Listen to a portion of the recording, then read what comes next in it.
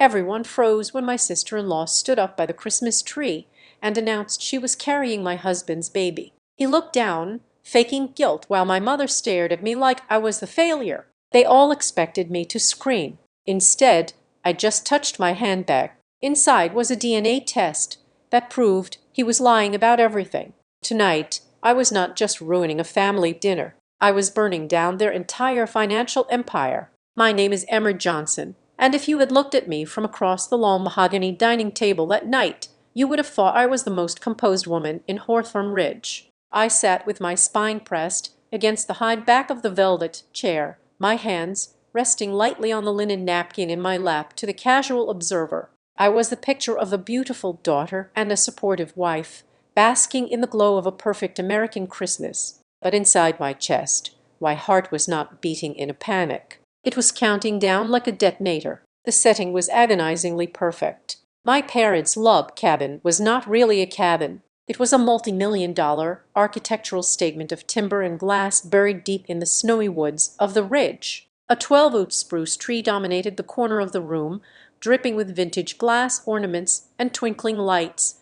that cost more than my first car. The air smelled of roasting turkey, sage stuffing, and expensive pine candles. Dean Martin was crooning softly from the hidden speakers about marshmallows and winter wonderlands. It was the kind of scene you see on holiday cards, the ones that make you envy the warmth and the unity of the family inside. But I knew the rock that lived beneath the floorboards. I looked around the table. To my right sat Daniel Carter, my husband, the CEO of Astrionics Capital. He was wearing a crisp white dress shirt with the top button undone, his sleeves rolled up just enough to show off the PC Philippe watch I had bought him for our 5th anniversary. He looked bold and successful and charming. He was laughing at a joke my father had made, tilting his head back in that way that usually made investors sign checks without reading the fine print. To my left was the empty chair where my handbag sat, my Prodder bag. It looked innocent enough, slouched against the upholstery, but it was heavy. It contained a single white envelope that weighed more than the entire house. Across from us sat my brother Liam and his wife Arver. Arver was glowing, her cheeks flushed with the heat of the room and the wine. She was wearing a shimmering green dress that clung to her frame, highlighting a curve that had not been there 2 months ago. She kept touching her stomach, a soft, protective, performative touch. She caught my eye and smiled. It was a predator's smile disguised as sisterly affection. And at the head of the table sat my parents, Margaret and Robert. My mother was beaming, surveying her domain, seemingly oblivious to the tension that was thickening the air like smoke. Or perhaps she chose to ignore it. She preferred things pretty. She preferred things that looked good on social media. Then there was our guest, Arthur Blake. He was a board member at Astrion X, a man in his late 60s with eyes like polished flint. I had insisted we invite him. He has no family nearby. I had told Daniel it would be cruel to leave him alone in his penthouse on Christmas. Daniel had agreed, thinking it was a good networking opportunity, a chance to solidify his position. He did not know that Arthur was not here to celebrate. He was here to witness. The conversation lulled as the main course was cleared.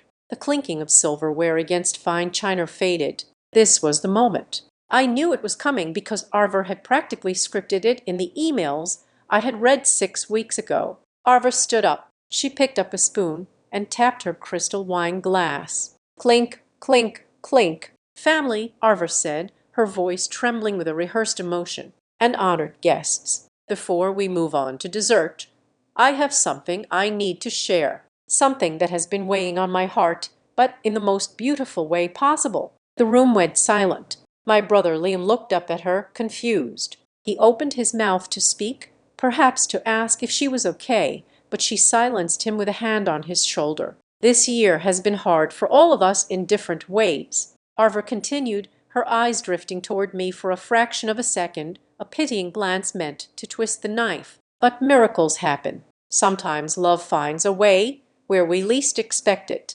She took a deep breath. She placed both hands on her lower belly, cradling the small bump that was barely visible under the silk. I am pregnant, she announced. My mother gasped, clasping her hands together. Oh, Arver, that is wonderful. Liam, you did not tell us. Wait, Arver said, cutting through my mother's joy. Her voice dropped an octave, becoming serious, almost solemn. Please, everyone listened. This is not easy to say, Liam. I am so sorry, but this baby is not yours. The silence that followed was instant and violent. It sucked the oxygen out of the room. Liam froze, his fork hovering halfway to his mouth. His face went slack. Arva turned her gaze to the man sitting next to me. The father is Daniel, she said. She did not stutter. She did not whisper. She projected it like an actress on a Broadway stage. Daniel and I, we fell in love. It wasn't planned. It just happened. And we can't hide this blessing anymore. Every head in the room swiveled toward Daniel, my husband, the CEO, the man who had told me for 3 years that his work schedule was the only reason he came home late. Daniel did not look shocked. He did not deny it. Instead, he slowly lowered his head, staring at the tablecloth. He put on a mask of tortured guilt, a performance he must have practiced in the mirror. He looked like a man burdened by a love too great to contain. I am sorry, Daniel whispered, his voice rough. God, I never wanted to hurt anyone but a child. I finally have a chance at a child. That was the line.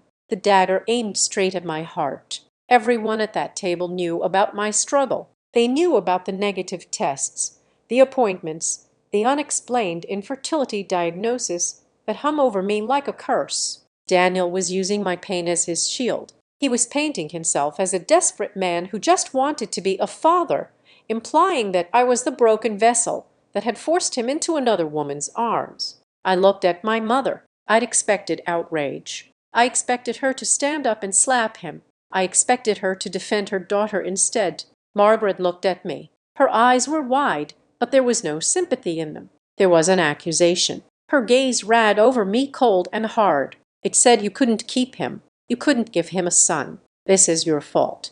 She looked at Arver's stomach, and I saw a flicker of calculation. A grandchild. That was what mattered. The scandal could be managed. The bloodline was secured. Liam was the only one who looked like he might vomit. He stared at his wife, then at his brother-in-law, his face turning a blotchy red. You, he choked out. My boss, my brother-in-law. He looked around the room, waiting for someone to tell him it was a sick joke. But nobody moved. He was paralyzed, caught between the shock of betrayal and the terrified realization that his entire life still depended on the man who had just stolen his wife. The room held its breath. They were all waiting for me. They expected the explosion. They expected Emmer, the emotional one, the one who had cried in the bathroom at Thanksgiving, to lose her mind. They wanted me to scream. They wanted me to flip the table, to throw my wine in Arver's face, to beg Daniel to say it wasn't true. They wanted the drama. They wanted the breakdown so they could pity me, medicate me, and then push me aside to welcome the new, happy couple. I could feel my pulse in my fingertips. My heart was hammering against my ribs like a trapped bird, beating 140 times a minute. But my face was stone. I did not scream. I did not cry. I did not move a muscle. I felt a strange icy calm wash over me. It was the calm of a soldier who has already planted the mines and is just watching the enemy walk into the field. I looked at Arthur Blake. He was sitting perfectly still, his eyes darting from Daniel to the expensive art on the walls, calculating the risk to the share price, calculating the morality of the man running his investments. He caught my eye. I gave him the smallest, almost imperceptible nod. Slowly, deliberately, I reached out and wrapped my fingers around the stem of my wine glass. The crystal was cool against my skin. I lifted it. The red liquid swirled, dark as blood. Well, I said. My voice was steady. It did not shake. It cut through the tension like a razor blade. That is quite the news. I took a sip. Margaret blinked, confused. Daniel lifted his head, his brow furrowed. This was not the script. I was supposed to be hysterical. I was supposed to be the crazy barren ex-wife. My calmness terrified them more than any scream could have. They thought I was in shock. They thought my mind had snapped under the pressure. Emmer, Daniel said, his voice tentative. Did you hear us? I heard you perfectly, Daniel, I said, setting the glass down with a soft click. You and Arva are in love. You are having a baby. It is a Christmas miracle. I saw a flicker of fear in Arver's eyes. She didn't understand why I wasn't fighting. She didn't understand that you don't fight a fire with water when you can fight it with dynamite. I think I continued, smoothing the napkin on my lap, that we should toast to the truth because the truth is the only thing that matters tonight, isn't it? I turned slightly in my chair. My hand drifted down from the table. It found the strap of my bag. I slid my hand inside. The paper envelope was there. The edges were sharp against my fingertips. Inside that envelope was a document from a private lab. It contained two pieces of information that were about to destroy the world these people thought they owned. First, that Daniel Carter was clinically irrevocably sterile. He had zero sperm count. He had known it for years and hidden it from me. And second, that the DNA of the child inside Arva did not match Daniel. They thought they were humiliating me. They thought they were kicking me out of the family empire to replace me with a younger, more fertile model. They thought they were in control. I caressed the envelope. I could feel the texture of the paper. It was my weapon. It was my shield. It was the end of Astrank's capital. It was the end of my parents' delusion. It was the end of Daniel's freedom. Arthur, I said, turning to the board member, keeping my hand in my bag, I hope you are enjoying the show, because the second act is about to be much more interesting. Daniel looked at me, and for the first time the arrogance slipped. He saw my hand in the bag. He saw the cold, dead look in my eyes, and he realized too late that he wasn't the hunter. I was to understand why I sat there holding a glass of wine instead of a jagged shard of glass. You have to understand the ecosystem of the Johnson family. You have to go back to the beginning, to the quiet streets of Hawthorne Ridge, where the roles were assigned before I could even speak. I was the sensible one. Liam was the golden one. It is a dynamic as old as time. But in our house, it was practically a religion. I was the daughter who did her homework on Friday nights so I could have the weekend free to do extra credit. I was the one who folded my laundry as soon as the dryer buzzed. I was the one who remembered birthdays, doctor appointments, and the exact date the property tax was due. My parents, Margaret and Robert, loved me, or at least they loved the utility of me. They loved that they never had to worry about Emma. Emma was a machine. Emma was self-maintaining.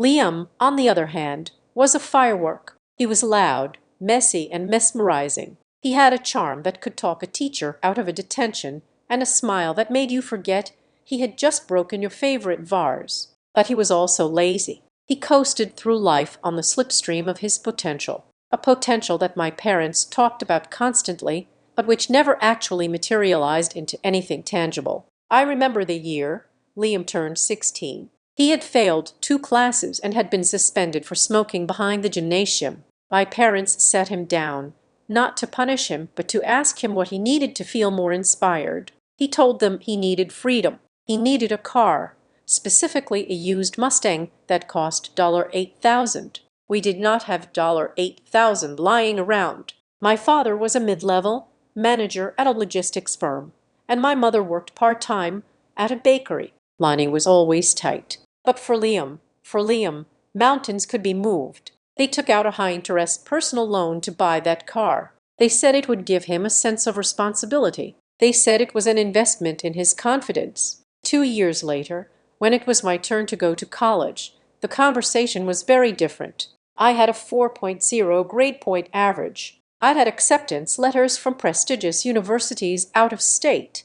I laid them out on the kitchen table, waiting for the pride, waiting for the investment in my future. My father looked at the tuition costs inside. My mother poured him a cup of coffee and looked at me with that practical, slightly pitying expression she reserved for her daughter. Emma, honey, she had said, we just do not have that kind of money, the loan for the addition on the house, and Liam is still finding his footing. You know how it is. You are so smart. Surely you can get scholarships or maybe the state school nearby. You can live at home and save on room and board. So I did. I applied for every grant, every scholarship, and I worked 20 hours a week at a library to pay for my own books. I stayed in state. I lived at home. And while I was studying until 2 in the morning, Liam was out towing the Mustang, an accident that my parents quietly paid to cover up so his insurance rates would not skyrocket. I spent my 20s cleaning up Liam's messes. That is not a metaphor. I literally cleaned them up. There was the time he tried to start a landscaping business and forgot to file his taxes for 2 years. I spent 3 weekends sorting through shoe boxes of crumpled receipts to save him from an audit. There was the night he got arrested for a drunk and disorderly charge in the next town over. I was the one who drove to the station at 3:00 in the morning with $500 in cash for bail because he was too afraid to call Dad. I never told them. I thought I was protecting the family peace. I did not realize I was just enabling the rot. When I started my career in finance, I rose quickly. I had an appetite for hard work that bordered on masochistic. By 26, I was an associate. By 29, I was a vice president at a boutique firm before moving to risk management. I was making more money than my parents had ever seen. I remember coming home one Thanksgiving and telling them I had received a 40% bonus and a promotion. My father nodded, carved the turkey, and said, "That is good, Emmer. Reliable work is a blessing." 10 minutes later, Liam announced that he had gotten a job selling solar panels door to door. A job he would quit 3 months later because his boss was too demanding. My mother clapped her hands together, her eyes shining. "Oh, Liam, I knew you would find something that fits your charisma. We should open the champagne." That was the moment I realized that no matter how high I climbed, I would always be the invisible foundation. Liam was the view from the penthouse. Then came Arver. If Liam was the golden child, Arver was the platinum coating he had been missing. She entered our lives 3 years ago, a whirlwind of blonde highlights, floral perfume, and aggressive positivity. She described herself as a lifestyle curator, which meant she posted photos of her latte art and outfits on social media for an audience of 4,000 followers. She was perfect for my family. She knew exactly how to play them. She brought my mother silk scarves and called her mom on the second meeting. She listened to my father's repetitive stories about his high school football days with witty fascination. She filled the house with noise and color. She was everything I was not. I was serious, often exhausted from 60-hour work weeks, and practical. Arver was bubbly, available, and purely decorative. The contrast between us became a silent war. I was the one who set up a direct deposit to send my parents $1,200 a month to help them pay down their mortgage so they could retire. I did it quietly. I did not want thanks. I just wanted them to be secure. Arver, meanwhile, would come over for Sunday dinner wearing a new designer handbag that cost $2,000 money. I knew Liam did not have money that likely came from credit cards. I would eventually be asked to help consolidate. "Look at this leather," my mother would poop, stroking Arver's bag. "You have such good taste, Arver. You know, Emmer, you should dress more like Arver. You are always in those gray suits." A woman has to know how to enjoy life. That is the real wisdom. I remember standing by the sink, scrubbing the roasting pan while they sat in the living room, laughing and feeling something crack inside my chest. A woman has to know how to enjoy life. The irony tasted like battery acid. I was paying for the roof over their heads so they could sit there and admire the woman who was drowning their son in debt. But to them, I was just the bank. I was the utility. Arver was the prize. It became clear to me that my parents, and perhaps the world, had a preference. They preferred the loud and the shiny. They were drawn to people like Liam, like Arver, and eventually like Daniel, people who took up space, people who demanded attention, people who created chaos and called it passion. Daniel fit right into this picture. When I introduced him to the family, they worshipped him, not because he treated me well, though he performed that part adequately in the beginning, but because he was a CEO. He was powerful. He drove a luxury SUV and wore Italian suits. My mother looked at him and saw validation. If her boring and sensible daughter could land a man like Daniel Carter, then surely the family stock had risen. I began to see the pattern, but instead of fighting it, I did what I had always done. I went inside. I learned to swallow the unfairness. When my mother forgot my 30th birthday, but threw a surprise party for Arver's 28th, the very next week, I did not cry. I sent a text saying, "Happy birthday," and ordered a gift. When Liam borrowed $2,000 from me for rent and then posted photos of a weekend trip to Napa Valley with Arver, I did not scream. I just archived the transaction.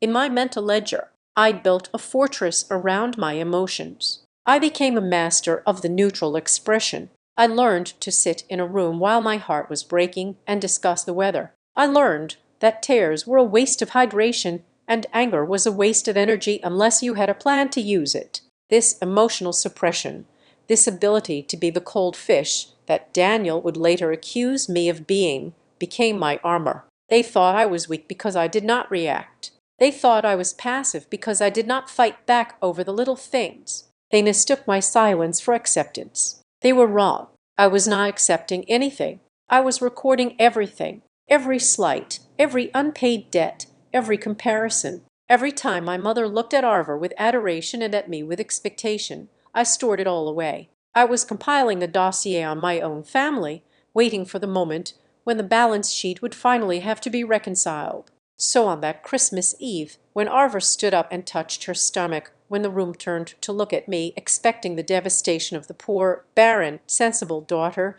they were not looking at a victim. They were looking at a woman who had been training for this moment her entire life. All my life, I was taught that I had to be the one to endure. That Christmas Eve was the first time I decided I would be the one to end it. I met Daniel Carter when Astrionic's Capital was just starting to eat up the financial headlines. He was 31, a founder with a smile that could disarm a hostile board of directors and a handshake that felt like a binding contract. I was working in risk assessment at a rival firm, the person whose job it was to look at a shining opportunity and find the structural fracture. It is the great irony of my life that I could spot a bad investment from a mile away on a spreadsheet, but I could not see the red flags waving in my own bed. I was drawn to him because he was everything my brother Liam was not. Liam was chaos. Daniel was precision. Liam was a drain. Daniel was a fountain of ambition. When Daniel looked at me across a crowded networking mixer in Lower Manhattan,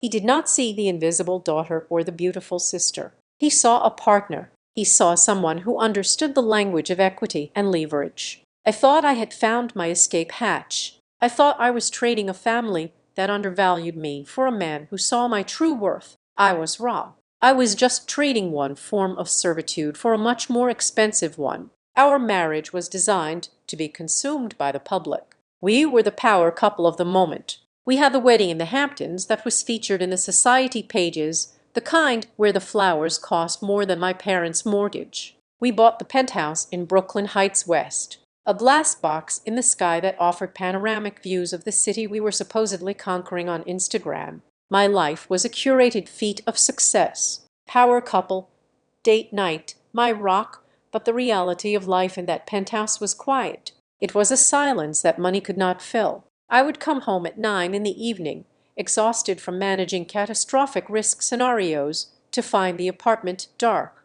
The housekeeper would have left a salad in the refrigerator. Daniel would be in his study, the door shut, the blue light of his monitors spilling out from underneath. I am on a call with the European partners. He would say if I knocked, go to bed. I will be there in an hour. I slept alone most nights wrapped in Egyptian cotton that felt like ice. I told myself this was the price of ambition. I told myself that great men required space and that I as a modern woman should be independent enough not to need him holding my hand. Then came the decision to have a baby. It started as a logical next step like expanding a portfolio. We had the assets. We had the real estate. And now we needed the legacy. We approached conception with the same grim determination we applied to our careers. I went off birth control. I downloaded the apps. I tracked my basal body temperature. I turned intimacy into a scheduled appointment. Tuesday and Thursday, I would text him, "Don't be late." He would show up, perform his duty with mechanical efficiency, and then roll over to check his emails. There was no romance. There was only the objective. Month 1 passed, then month 3, then month 6. The bathroom trash can became a graveyard of white plastic sticks, each one a silent indictment of my femininity. Every time I saw that single line, I felt a hollow ache in my chest, not just because I wanted a child, but because I knew what failure looked like in Daniel's eyes. He did not tolerate underperformance in his company, and he was starting to look at me like an underperforming asset. Maybe we should see a specialist, I suggested one night over a dinner of takeout sushi. Daniel set down his chopsticks. He looked at me, his face arranging itself into an expression of patient disappointment. I already have, he said. I blinked. But I went to Evergreen Reproductive Center last week, he said, naming the most exclusive fertility clinic in the city. I wanted to rule out any issues on my end. I did the full workup. Sperm count, motility, morphology, the works. He took a sip of water, letting the suspense hang in the air, and I asked, my voice tight. I am fine, Emmer, he said. Better than fine. Actually, the doctor said my numbers are exceptional. He said, I have the fertility of a 20-year-old. He reached across the table and took my hand. His skin was warm, but his grip was controlling. The problem, he said softly, is you. I remember the cold wash of shame that flooded my body. It did not occur to me to ask for the report. It did not occur to me that he might be lying. Why would a man lie about something so fundamental? I absorbed the blame instantly because I was conditioned to believe I was the one who had to carry the burden. I went to the doctors he recommended. I underwent the invasive exams, the blood draws, the ultrasounds where cold jelly was smeared on my stomach while a technician frowned at a monitor. The results were inconclusive, but Daniel seized on one specific phrase a doctor had mentioned as a possibility: diminished ovarian reserve. He turned that possibility into a verdict. It is your eggs, Emmer, he would say with a sigh when another month passed without a pregnancy. They are just old. It happens. He began to weaponize my infertility with a cruelty that was disguised as protection. When Thanksgiving approached, I started packing my bag to go to Hawthorne Ridge. Daniel stood in the doorway of our walk-in closet, leaning against the frame, watching me fold a sweater. I am not going, he said. I paused. Fine. My parents are expecting us. I can't do it. He said, shaking his head. I can't sit there and have your mother look at us. I can't have Liam make those stupid jokes about when he is going to be an uncle. It is too painful for me. Painful for you? I asked, a spark of indignation flaring up. Yes, for me, he snapped. Do you think this is easy for a man? To know that he can have children, that he is ready to be a father, but he is stuck. I don't want to be asked questions I can't answer without humiliating you. The manipulation was elegant and brutal. He was making me feel guilty for his refusal to see my family. He was framing his isolation of me as an act of mercy. He was saving me from humiliation, he claimed, while he was the one actively shaming me. So I went to Thanksgiving alone. I told my parents Daniel at a crisis with a merger in London. I sat there while Arver talked about her new yoga routine, feeling like a barren husk of a woman,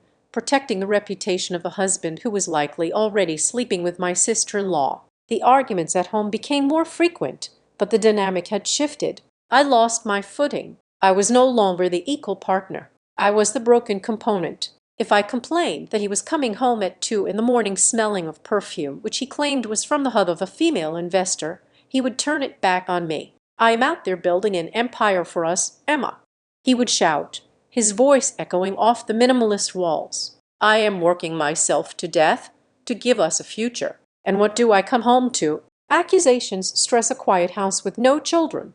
He would lower his voice, then dropping it to a lethal whisper. I have endured so much. He would say, I have stayed. I have been patient. But you have to be realistic. How many options do you think I have if you can't give me a family? I am a CEO. I have a legacy to think about. I started to believe him. I started to believe that I was lucky he had not left me yet. I looked in the mirror and saw a failure. I saw a woman whose body had betrayed her, whose career meant nothing because she could not perform the one biological function that apparently mattered.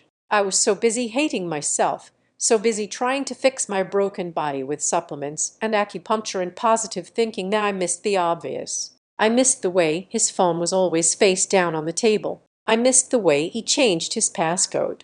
I missed the way Arver had suddenly started visiting the city more often for shopping trips. I was the perfect victim because I had already convicted myself. I let him trample all over my intuition because I thought I owed him a debt I could never repay. I thought I was the anchor dragging him down. I did not know then that the anchor was the only thing keeping him from floating away into a sky full of lies. I did not know that while I was crying in the bathroom over a negative test, he was already planning the nursery with his brother-in-law's wife. I was living in a nightmare, but I thought it was just my life. And that is the most dangerous kind of prison, the one you think you deserve. It was a Tuesday, exactly 6 weeks before Christmas, when the ground beneath my feet ceased to be solid. I had come home early, which was an anomaly in itself. Usually, I was the last soul to leave the glass tower of my office building, finding comfort in the predictable rhythms of risk assessment spreadsheets, while the cleaning crews vacuumed around me. But that day, a migraine had clawed its way up the back of my neck, blinding and relentless. I decided to retreat to the penthouse, take a Sumatrian, and lie in the dark until the throbbing stopped. The apartment was silent. It was a sterile, expensive silence, the kind you pay a premium for in the middle of a chaotic city. I walked into the living room, dropping my keys on the marble console table. The sound echoed too loudly. I saw the iPad sitting on the coffee table. It was the house iPad, the one we used to control the Sonos sound system, the smart blinds, and the thermostat. It was also logged into our shared Amazon account. I remembered I needed to order new velvet ribbons for the tree at my parents' house, a chore my mother had delegated to me because, as she put it, I was the only one who knew how to shop for quality. I picked up the device. I was about to swipe up to unlock it when the screen lit up. Pin. A notification banner slid down from the top of the Retina display. It was an email notification from Arthur Johnson's subject Christmas reveal to D. Carter. Private 80 to Gmail.com. I froze. My thumb hovered over the glass. I knew Daniel's work email. I knew his personal email, the one he had used since college. I knew the email we used for bills. I did not know this address. And I certainly did not know why my sister-in-law, a woman who usually texted me with excessive exclamation points about brunch plans, was emailing a secret account of my husband with a Christmas tree emoji in the subject line. My risk assessment training kicked in before my emotions did. When you see an anomaly in the data, you do not ignore it. You investigate it. You drill down. I knew the passcode to the iPad. It was the date of our wedding. I typed it in. The device unlocked. The email app was open. It seemed Daniel had neglected to log out of this secret account after his last session. Or perhaps he was just arrogant. He was a man who had never faced a consequence he could not buy his way out of. Why would he fear his wife finding an open tab? I tapped the notification. The email opened. It was not just a single message. It was a thread, a long winding conversation that scrolled down the screen documenting months of betrayal in high definition. I started with the most recent message, the one that had just arrived. Daniel Arver wrote, "I have been thinking about the timeline. We cannot wait until New Year. It has to be Christmas Eve. The whole family will be there. Your board member, Arthur, is coming, right? That is perfect. We need witnesses. We need to make it look like a confession of true love that we just cannot hold back anymore." My breath hitched. I scrolled down, reading the previous replies from Daniel. "It is risky." Arthur Daniel had written 2 hours ago. "Emmer is fragile. If we drop this on her in front of everyone, she might have a breakdown. Not that I care about her feelings, but I do not want a scene that makes me look like a monster." Arthur's reply to that made my stomach turn over. "Let her break," she wrote. "That is the point, baby. We need her to look unstable. We need her to look like the bitter, barren wife who is holding you back from your biological destiny. If she screams, if she cries, she loses. You are the victim here. You are the man who just wanted a family. I am the woman who gave you one." I read the words again. Barren wife, biological destiny. My hands started to shake, a fine, violent tremor that traveled from my fingertips up to my shoulder. I sat down on the edge of the sofa because my knees suddenly felt like they were made of water. I kept reading. It got worse. It got so much worse. They had a plan, a detailed strategic road map for dismantling my life. "Don't worry about the house." Arthur had written a week ago. "Liam and I will handle your in-laws. They love the new cabin, and they know who paid for the deposit, even if they pretend they don't. Once we announce the baby, Mom and Dad will fall in line. They want a grandchild more than they want a daughter with a career. They will side with the parents of the heir. We just have to frame it right. Emmer is the obstacle. She is depressed. She is difficult. She is cold. We are just two people who found warmth in each other. And then the line that broke something fundamental inside me. The line that took the sadness and calcified it into something sharp and dangerous. She won't fight back. Arver wrote, you know, Emmard, she takes it. She has spent her whole life cleaning up Liam's messes and begging for her mother's approval. She doesn't know how to fight Daniel. She only knows how to endure. She will sign the divorce papers just to make the pain stop. We will have the money, the baby, and the company.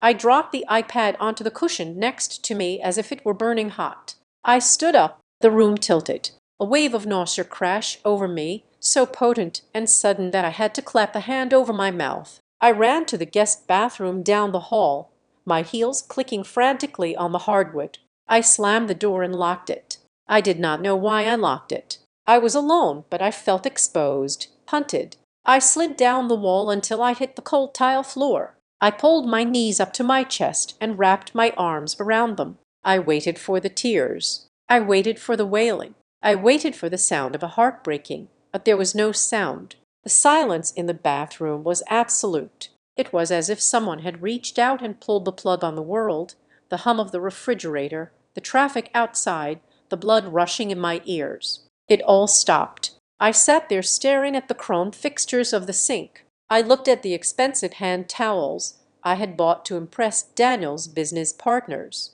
I looked at the toothbrush holder where his toothbrush sat next to mine, intimate and domestic. Everything was a lie. The late nights at the office, the business trips, the doctor's appointments where he told me he was fine and I was the problem, the pity in my mother's eyes, the way Arver would hug me and ask how I was doing. It was all a play, a grotesque, cruel piece of theater. And I was the only one who didn't know I was playing the role of the fool. They were not just cheating. They were conspiring to steal my life. They were banking on my passivity. They were betting $300,000 the deposit on my parents' house that Emmer Johnson would just roll over and die quietly. She doesn't know how to fight. The words echoed in my head, bouncing off the tile walls. My breathing started to steady. The nausea receded, replaced by a coldness that started in my marrow and spread outward. It was the same feeling I got when I identified a catastrophic flaw in a billion-dollar merger. The emotion vanished,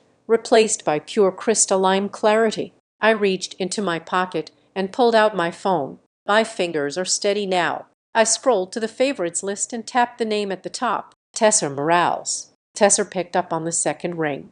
I could hear the background noise of the emergency room behind her, a PA system announcing a code, the beep of monitors. "Hey lady," Tessa said, her voice warm and rushing. "I am in the middle of a shift. I have got a guy with a fishhook in his ear. But tell me fast. Are we still on for Sushi Friday?" "Tessa," I said. My voice sounded strange to my own ears. It was flat, devoid of inflection. Tessa stopped talking immediately. She had known me since we were 18. She knew every tone of my voice. "Emmer," she said, the humor gone. "What is wrong? Where are you?" "I am at home," I said. I found an email on the iPad. "What kind of email?" "Arva is pregnant," I said, "with Daniel's baby. They have been sleeping together for months, maybe a year, and they are planning to announce it at Christmas dinner. They are going to ambush me in front of my parents and the board." There was silence on the line. Then I heard Tessa swear a long creative string of profanity that she usually reserved for drunk drivers. "I am coming over," Tessa said. "I am leaving right now. I will fake a family emergency. Get out of the apartment.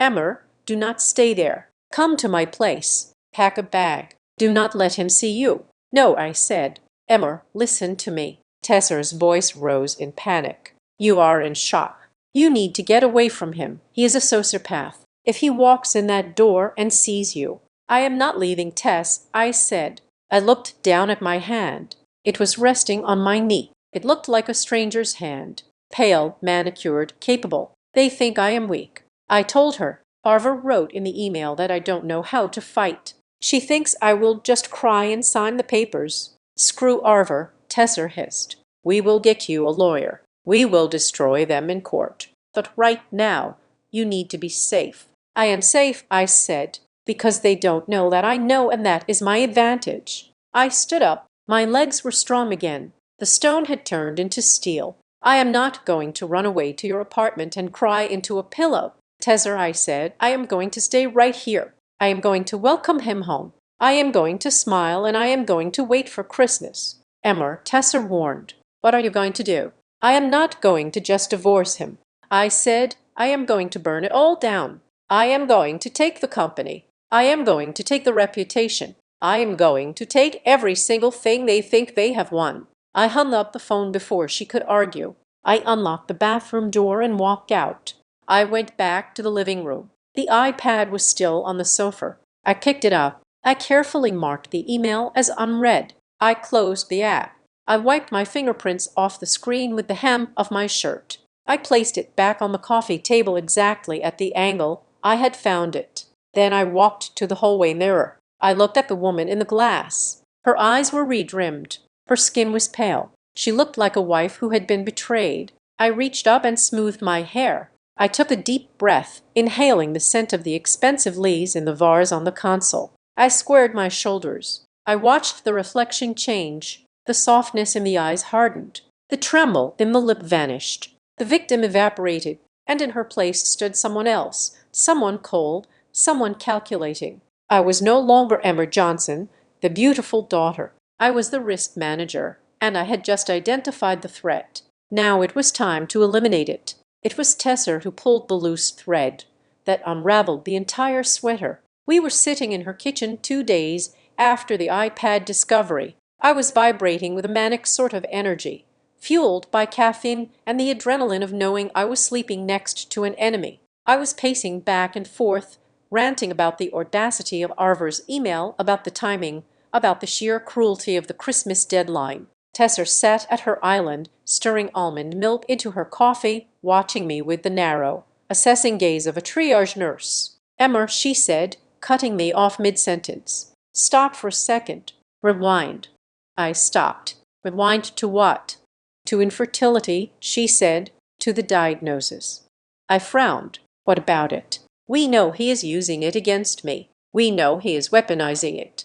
"No," Tesser said, shaking her head. "I mean the medical facts. You told me Daniel went to Evergreen Reproductive Center. You told me he got a full workup. You told me the doctor said he was, and I quote, exceptional." "Yes," I said. "He told me his numbers were perfect." "He told you," Tesser repeated.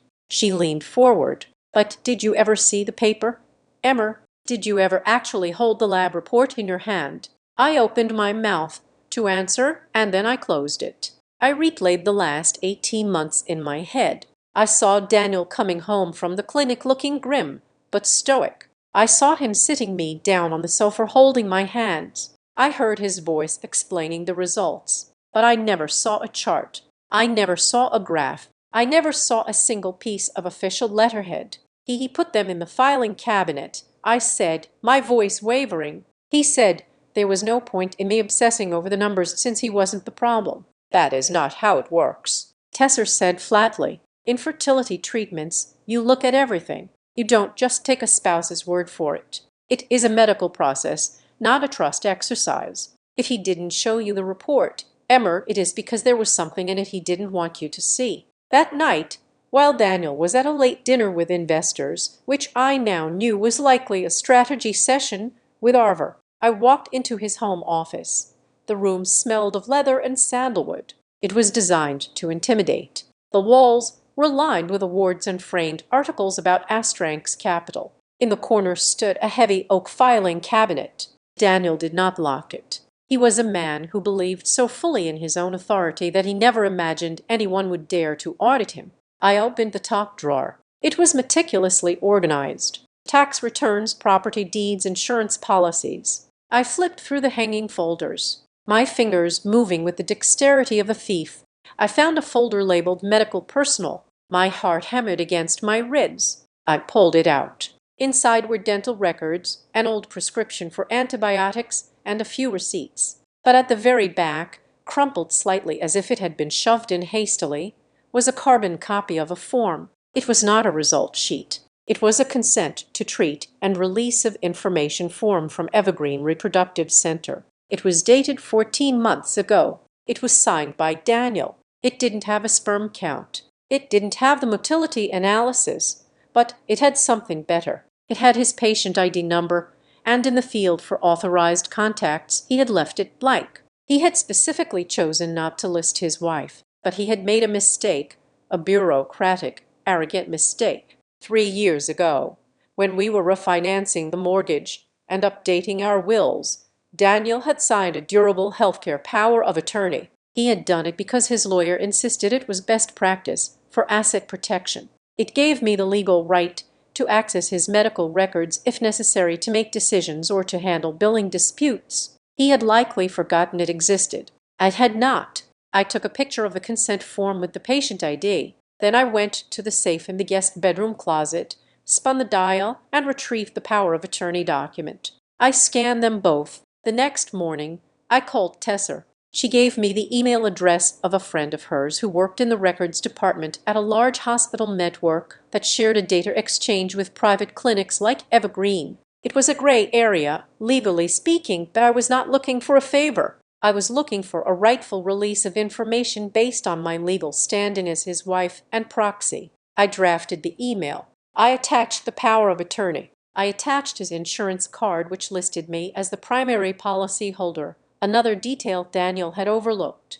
I requested a full copy of the diagnostic panel and semen analysis dated 14 months prior, citing the need for insurance verification and continuity of care. Then I waited. The wait was a physical thing. It felt like a heavy stone sitting in my stomach. For 2 days, I went to work. I sat in meetings. I nodded at spreadsheets. I came home and ate dinner across from a man who was plotting my destruction, and I had to pretend I wasn't waiting for the ammunition to blow him out of the water. The email arrived on a Thursday evening at 7:32. I was alone in the penthouse. Daniel was at the gym. I was sitting at the kitchen island, the laptop open in front of me. The subject line was generic records request. Carter D. My hands were shaking so badly I had to clasp them together until the knuckles turned white. I took a deep breath. I counted to 10. I told myself that whatever was in this PDF, it could not be worse than the lies I had already swallowed. I clicked the attachment. The file opened. It was 4 pages long. I scrolled past the header, past the patient information, past the billing codes. I went straight to the section titled Semen Analysis. I expected to see numbers. I expected to see a low count. I expected to see evidence that he was subfertile, that maybe he had lied about being perfect to protect his ego, but that there was still a chance. I did not expect the word that was printed in bold, black letters at the bottom of the page. Diagnosis. Azad. I stared at the word. I knew what it meant because I had spent a year reading every medical journal on fertility I could find. Azad. It meant no sperm, not low sperm, not slow sperm. 0. I read the notes under the microscope. Analysis. No spermatozoa seen in the neat sample. No spermatozoa seen after centrifugation. Pelleted sample confirms absence of gametes. I felt the air leave my lungs in a rush. I read it again and again. Daniel was sterile. He wasn't just having trouble conceiving. He was biologically incapable of fathering a child without extreme medical intervention like surgical extraction, and even then the report noted congenital absence of vas deferens, suggesting a blockage so severe that production might not even be happening. I sat back in the chair, the silence of the apartment ringing in my ears. The first emotion that hit me was not anger. It was a relief. It was a profound weeping relief that started in my chest and washed down to my toes. I am not broken. For a year, I had hated my body. I had looked at my stomach and cursed it for being a graveyard. I had taken injections that made me moody and bloated. I had cried in the bathrooms at baby showers. I had let my mother look at me with disappointment. I had let Daniel look at me with that patronizing pity telling me it is okay. We can keep trying. While he absolutely knew that it was impossible, he had watched me inject hormones into my thigh, knowing it was useless. He had watched me cry over negative tests, knowing they would never be positive. The cruelty of it took my breath away. It wasn't just a lie. It was torture. He had tortured me to protect his own ego. He couldn't bear to be the man who couldn't reproduce, so he decided I had to be the woman who couldn't. And then the relief curdled. It hardened into something jagged and hot. Wait. I looked at the screen again. Aspermere. If Daniel had zero sperm, and if Arva was pregnant, then the baby was not Daniel's. My mind raced, connecting the dots with the speed of a supercomputer. Arva had announced in the email that the baby was Daniel's. They were planning to stand up at Christmas and claim this child as the miracle that I couldn't provide. Daniel was going to claim paternity. But why, if he knew he was sterile? And he did. The report was signed by him. Then he knew Arva was carrying another man's child. Why would a narcissist like Daniel Carter, a man obsessed with his own bloodline and legacy, agree to raise another man's bastard? Why would he blow up his marriage, risk his reputation, and alienate his board of directors for a baby that wasn't his? Unless the baby wasn't the point. Unless the baby was just a prop. I stood up and walked to the window, looking out at the skyline of Brooklyn. The lights of the city blurred as my brain worked through the logic. Daniel didn't care about fatherhood. He cared about astrionics. He cared about money, the divorce. If he divorced me simply because he fell out of love, he would have to split the assets. We had a prenuptial agreement, but it had a sunset clause. After 5 years of marriage, the asset division became 5,050. We had been married exactly 5 years and 2 months, but the prenup had a morality clause, and it had a specific stipulation about material change in life circumstances regarding heirs. If he could paint me as the barren, unstable wife who was holding him back from his biological destiny, he could play the victim in the court of public opinion. But that wasn't enough to save his money. Then it hit me. The trust. Astrionics Capital was not just Daniel. It was backed by family trusts and board stipulations. There was a massive block of voting shares that only vested to the CEO if he had a direct heir to ensure succession. It was an archaic rule written by the original founding partners to ensure stability, but it was still in the bylaws. I remembered reading it during due diligence years ago. Without a child, Daniel's control over the company was shaky. Arthur Blake and the board could vote him out if performance dipped, but with an heir with a son to carry the name, his position was cemented. He would unlock millions of dollars in bonuses and voting power. It was a transaction. Arva was providing the prop, the baby that Daniel needed to secure his empire. In exchange, Daniel was providing Arva with the lifestyle she craved, the money, the status, and the legitimacy for her child. And I was the collateral damage. I was the sacrificial lamb they needed to slaughter on the altar of their ambition to make the story believable. They didn't just want me gone. They needed me destroyed. They needed my infertility to be the villain of the story so that their betrayal would look like a tragedy instead of a heist. I looked back at the laptop screen. The PDF was still open. That single word, Azad, glowed like a beacon. Daniel thought he was playing a game of chess where he controlled all the pieces. He thought he knew the rules. He thought facts could be manufactured if you had enough money. But he had forgotten the one rule of risk management that I lived by: data does not lie. I reached for my phone. I needed to call the lawyer. I needed to call a forensic accountant. And I needed to buy a very expensive, very waterproof handbag to carry this piece of paper to Christmas dinner, because this wasn't just a medical report. It was the detonator, and I was going to be the one to push the button. With the medical report locked in a safe deposit box, I turned my attention to the only thing Daniel loved more than his own reflection: his money. I was a risk manager. My entire career was built on the premise that people lie, but numbers do not. Numbers are stubborn. They leave footprints in the snow that no amount of charm or explanation can cover up. And I knew Daniel's footprints were messy. I waited until he was in the shower one morning, the water running loud and hot. I opened his laptop. I did not need to guess his password. I had watched him type it in 1,000 times. It was Astrionics 2018, the year he took the company public. I logged into our joint accounts first, then navigated to the cloud drive where he kept his tax documents. As his wife, I legally co-signed our returns, which gave me a lawful right to view the underlying data. But I went deeper. I found a folder labeled Misconsulting Outflows. It looked boring. It was designed to look boring. But as I scrolled through the PDFs of invoices, a pattern emerged every month for the last 18 months. Astrionics Capital had been paying significant sums to two companies I had never heard of, Maple Crown Holdings and Silverline Vista Limited Liability Company. The amounts were irregular enough to look organic. $15,000 one month, $22,500 the next, but they were consistent. The invoices were vague: strategic advisory services, market research, consultation. I took photos of everything. I downloaded the ledgers. I exported the bank statements. I needed a professional. I needed someone who could follow the digital breadcrumbs further than I could.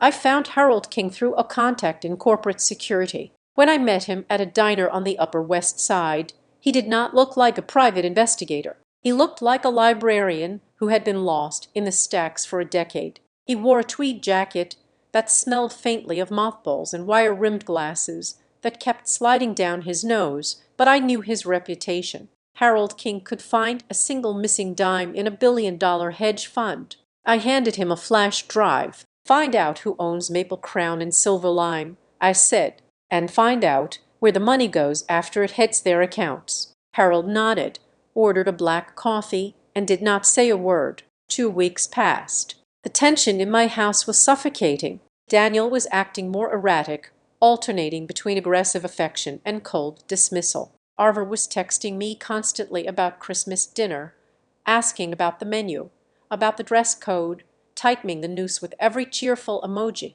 Then Harold called. "Mrs. Carter," he said, his voice dry as dust. "We need to meet. I suggest you bring a notebook." We met in his office this time, a small room in Midtown's stacked floor to ceiling with file boxes. Harold laid out a flowchart on his desk. It was color-coded. "It is a classic shell game," Harold said, tapping the paper with a pen.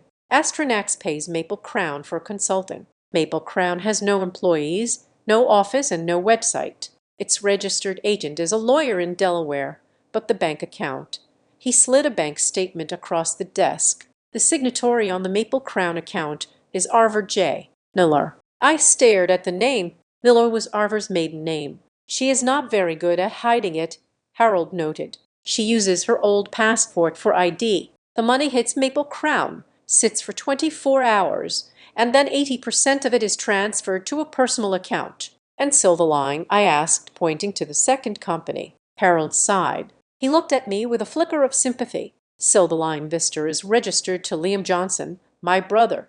I felt the blood drain from my face. Liam is involved. He is the registered agent and the sole signatory," Harold said. "The money flowing into Silverline is roughly $5,000 a month. It is listed as logistics consultant." "Does your brother have a background in logistics?" "He sells solar panels," I whispered, "and he is terrible at it." "Well," Harold said, "he is currently on the payroll of a shell company that is siphoning funds from your husband's firm. It looks like hush money, Mrs. Carter, or a salary for being complicit." It made sense. Sickening, twisted sense. That was how they kept Liam quiet. That was how they kept him on their side. They were feeding him. They were making him feel important, giving him the financial break he had always felt he deserved. He probably didn't even understand he was laundering embezzled funds. He just thought his brilliant brother-in-law was cutting him a deal. "But that is not the worst of it," Harold said. He flipped to the next page of the report. "I tracked a large disbursement from the Astrank's Strategic Reserve Fund, $300,000. It was wired 6 months ago." "Wired to where?" I asked. "To a title company in Hawthorne Ridge," Harold said.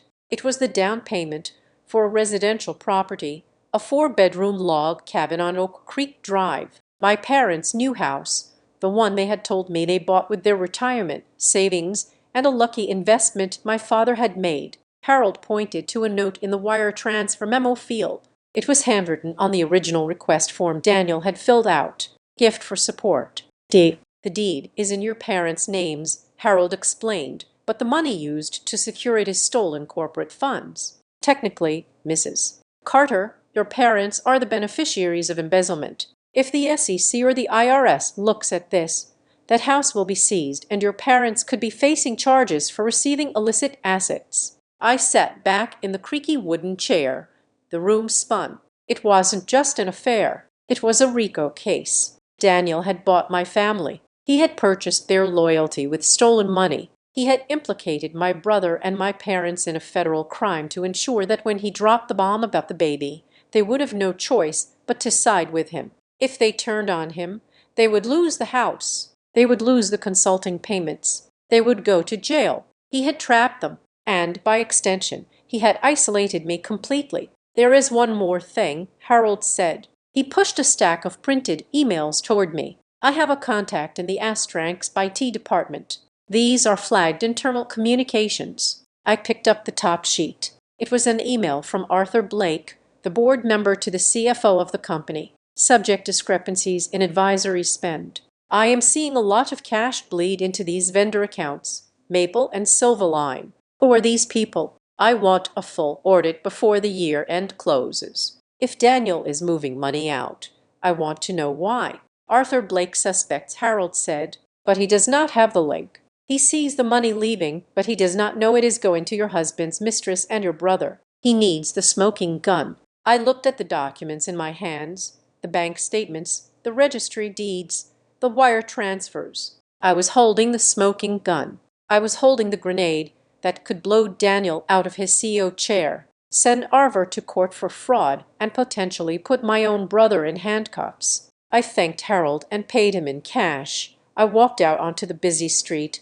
clutching the folder to my chest. I called Meyer Brooks immediately. She was a divorce lawyer known in the city as the Shark of Park Avenue.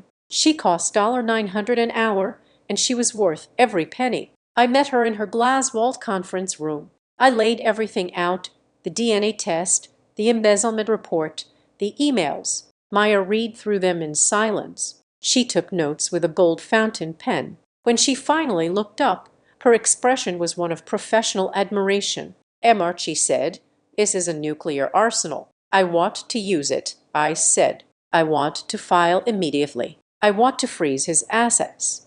"No," Meyer said sharply. She closed the folder. "Not yet." "Why not?" "If you file now, he will go on the defensive," Meyer explained. "He will shred documents. He will claim the payments were legitimate. He will coach your brother to lie. He will spin the DNA test as a lab error. You have the evidence, but you need the theater. You need him to admit to paternity in public. You need him to claim the baby is his on the record in front of witnesses. Once he anchors himself to that lie, and once he anchors himself to the family man persona to save his job, that is when you drop the hammer." She looked at me, her eyes still gray. "You said there is a Christmas dinner?" Meyer asked. "Yes," I said. "Christmas Eve. The whole family and Arthur Blake." Meyer smiled. It was a terrifying smile. "Perfect," she said. "Let him make his speech. Let him think he has won. Let him bring Arthur Blake into the room to validate his heir. And then, when he is at the very top of his arrogance, you cut the rope." I went home that night and put the folder in the same safe as the DNA test. I walked into the kitchen, where Daniel was pouring a glass of scotch. He looked at me, swirling the amber liquid. "You look tired, Emmer," he said, his voice dripping with that fake concern. "Maybe you should rest. You've been working too hard. You are looking a little old around the eyes." I looked at him. I looked at the man who had stolen my youth, my confidence, and my family's integrity. I looked at the man who had turned my parents into accomplices and my brother into a mule. "I am fine, Daniel," I said, opening the refrigerator to get a bottle of water. "Actually, I feel better than I have in years. I am really looking forward to Christmas." "Are you?" He sounded surprised. "I thought you hated the holidays." "Not this year," I said, closing the fridge door and turning to face him with a smile that didn't reach my eyes. "This year, I think it is going to be unforgettable." He didn't notice the edge in my voice. He was too busy counting his money. He didn't know that I had just finished counting it too, and he was coming up very, very short. The medical report stating that Daniel was aspermic was a powerful weapon, but it was a shield, not a sword.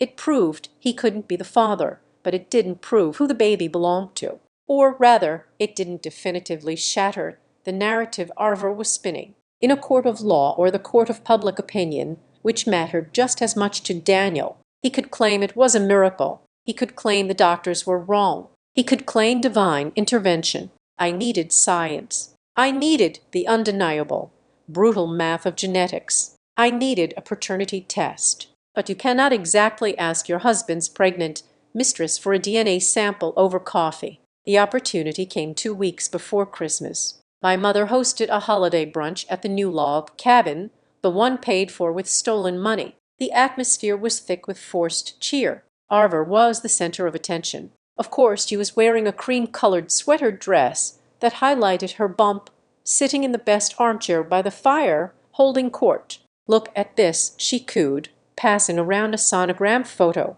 "The doctor says he has Daniel's nose. Is that not wild?" Daniel was not there. He was working, which meant he was likely consulting with lawyers or moving assets, but my mother and Liam were eating it up. "Oh, definitely," my mother said, squinting at the grainy black and white blur. "That is the Carter jawline for sure. Strong genes." I sat in the corner, sipping my black coffee, watching the performance. I felt a cold knot of nausea, but I forced a smile. "It is amazing technology," I said, my voice steady. Arver beamed at me, a flash of triumph in her eyes. She thought I was capitulating. She thought I was playing along because I was defeated. She took a sip of herbal tea peppermint for the morning nausea and set the glass tumbler down on the side table. The glass had a perfect crimson imprint of her lipstick on the rim. I waited. 10 minutes later, my mother stood up to clear the plates. "Sit, Mom," I said, standing up quickly. "I will get it. You enjoy the grandbaby talk." "Oh, Emma, you are such a help," my mother said, patting my arm, always the reliable one.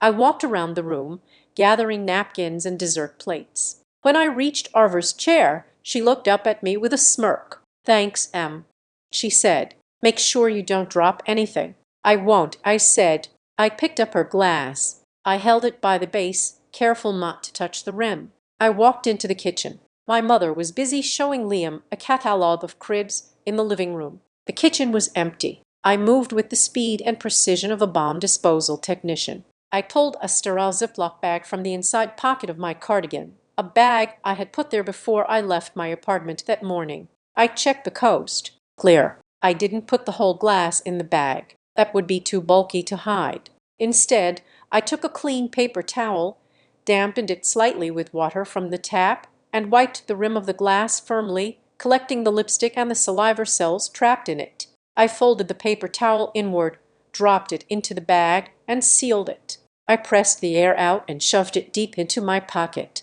Then I washed the glass, dried it, and put it in the cupboard. Evidence destroyed. Sample acquired. Getting Daniel's DNA was easier, but no less tense. That night, while he was in the shower, I went into the master bathroom. The steam was filling the room. I could hear him humming a jazz tune, completely oblivious. I looked at the counter. His toothbrush was there, but a toothbrush can be contaminated if it touches other surfaces. I needed something cleaner. I looked at his hairbrush. There were strands of his dark hair caught in the bristles. Hair follicles are excellent sources of DNA. I used a pair of tweezers from my makeup bag to pull a clump of hair, ensuring the roots were attached. I dropped them into a second Ziploc bag labeled D just to be safe. I also swabbed the inside of his mouth guard, the one he wore for grinding his teeth at night while he was sleeping 2 nights later. I was a ghost in my own house, harvesting the biological truths of the people who were trying to erase me. Tesser had set it up. She found a private lab in New Jersey that specialized in peace of mind paternity testing. They didn't require a court order, and they accepted non-standard samples like hair and saliva on paper towels if you paid a premium. I mailed the package from a post office 3 towns over. I used a prepaid Visa card I had bought at a drug store. I used the alias Jane Smith. The wait for the results was 5 days. 5 days of carrying a secret that felt radioactive. The email came on a rainy Tuesday. I was at my office. I closed my door and pulled down the blinds. I opened the secure portal. Subject Genetic Analysis Report, Case 9982. I clicked the link. The report was technical, full of talk about alleles and markers and probability indices, but I skipped the science and went straight to the conclusion box at the bottom. Conclusion: The alleged father sample A is excluded as the biological father of the fetus sample B. Probability of paternity 0.00%. I let out a breath I felt like I had been holding for a lifetime. 0%, not 1%. 0. The baby in Arver's womb had absolutely no genetic connection to Daniel Carter. The relief was followed instantly by a cold, hard curiosity. Then whose is it? My mind raced. Was it Liam's? Was Arver just scamming Daniel into thinking it was his so she could get the money while secretly having her husband's baby? Or was it someone else entirely? A trainer, a random fling. I picked up the phone to call Harold King, the investigator. I wanted to know. I wanted to dig until I hit bedrock, but then I hesitated. I called Meyer Brooks instead. I have the results, I told her. It is not his. Good, Meyer said, her voice crisp. Should I find out who the real father is? I asked. I can have the investigator run a wider panel. Maybe it is Liam. Maybe it is some guy from her gym. No, Meyer said firmly. Emmer, listen to me. Do not go down that rabbit hole. It does not matter who the father is. It doesn't. No, she said. In fact, it is better if we don't know. If it is Liam's, the narrative gets messy. It becomes a family tragedy. If it is a stranger's, it is just Tarbury. But right now, the power lies in the negative. The power is in the fact that Daniel believes it is his and you can prove it is not. You don't need to provide an alternative suspect. You just need to destroy his alibi. She was right. The specific identity of the father was a distraction. The weapon was the lie itself. Print it out. Meyer instructed 2 copies. One for my safety, one for you. I did exactly that. I printed the report on heavy high-quality paper. I put it in a stiff manila envelope. From that day on, that envelope lived in my handbag. It became a physical presence in my life. When I walked down the street, I could feel the weight of it against my hip. When I sat at dinner across from Daniel, listening to him talk about legacy and the future, I would reach down and touch the leather of my bag, feeling the sharp corner of the envelope inside. It was grounding. It was a reminder that no matter how much they gaslit me, no matter how much they tried to make me feel small and crazy and broken, I held the ultimate truth. They were building a castle on a foundation of sand. I was carrying the tide in my purse. The night before Christmas Eve, I stood in front of the full-length mirror in the hallway. I was wearing the red dress I planned to wear to the dinner. It was elegant, modest, the kind of dress a good wife wears. I picked up my handbag. I slung it over my shoulder. I looked at my reflection. I didn't see the tired, sad woman from 6 weeks ago. I saw a hunter. I saw a woman who was done being the prey. Merry Christmas, Daniel, I whispered to the empty room. I got you exactly what you deserve. I patted the bag. The truth, the week leading up to Christmas was a masterclass in deception. But for the first time in our marriage, I was the one directing the scene. I knew exactly what Daniel and Arver wanted to see. They wanted a broken woman. They wanted a wife who was so beaten down by her own biological failures that she would simply dissolve when the final blow was struck. So I gave them exactly that. I stopped wearing mascara. I let my hair hang limp around my face. When Daniel came home, I would be sitting on the sofa with a half-drunk cup of herbal tea, staring blankly at the wall. I spoke in a whisper. I let my shoulders slump. I became a ghost in my own penthouse, haunting the rooms with an air of tragic resignation. It worked. It worked too well. Daniel's arrogance grew with every day that I failed to fight back. He stopped hiding his contempt. He started treating me with the impatient pity one might show a sick dog that needs to be put down. I don't know how much longer I can do this, Emmer, he said 3 nights before Christmas. We were eating dinner takeout again because he claimed he was too stressed to go out. He swirled his red wine, looking everywhere but at me. A man has needs. A man has a legacy to think about. I look at my friends bouncing their kids on their knees, and I feel like I am suffocating. He looked at me, then expecting me to apologize, expecting me to cry and say, I am sorry I'm so broken. Daniel, I know, I whispered, looking down at my plate. I am trying, Daniel. I really am. Trying isn't enough anymore. He snapped, his voice hard. Maybe we need to face reality. Maybe we just aren't meant to be parents together. Maybe I need to find another path. He was priming me. He was planting the seeds of the divorce speech he planned to deliver after the miracle announcement. He wanted me to feel like his departure was a mercy killing, not an execution. Arva was playing her part, too. Her phone became a weapon of psychological warfare. She texted me 10 times a day, always under the guise of being the supportive sister-in-law. "Hey, sweetie," she wrote on Tuesday, "just read this article about acceptance. It says that sometimes the bravest thing a woman can do is let go. If you can't give a man a family, maybe loving him means setting him free. Just a thought. Love you." I read the text and felt a cold, sharp laugh bubble up in my chest. Setting him free. She didn't want him free. She wanted him and his bank account chained to her. I replied with a single heart emoji. It was the digital equivalent of a lie. While they were busy digging my grave, I was busy arranging the funeral procession. I needed witnesses. A crime committed in the dark can be denied, but a crime committed under the spotlight becomes history. I called Arthur Blake on a Wednesday. I knew Arthur was a lonely man. His wife had passed away 5 years ago, and his children lived in London and rarely visited. He spent his holidays at his club, drinking aged scotch and pretending he didn't care that he was alone. "Arthur," I said, pitching my voice to sound fragile but hopeful. "It is Emmer. Daniel and I were talking, and we just couldn't bear the thought of you spending Christmas Eve alone. Please come to my parents' house. It is a bit rustic, but the food is good, and we would be so honored." "Oh, Emmer," Arthur said, sounding genuinely touched. "That is very kind. I wouldn't want to intrude on a family gathering." "You are family, Arthur," I said. "And besides, Daniel has some big news about the company's future he wants to share. I think he would want you there." That was the hook. Arthur was a shark. If there was news about Astronex, he would be there. He accepted.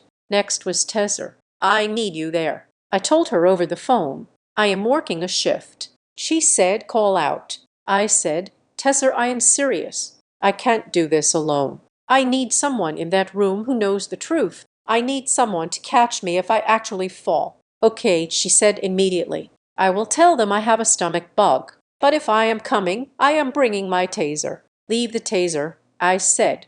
"I have something better." 2 days before Christmas, I drove up to Hawthorne Ridge to help my mother prepare. The drive was beautiful, the trees dusted with fresh snow, the world looking like a painting. But as I pulled into the driveway of the new house, my stomach turned.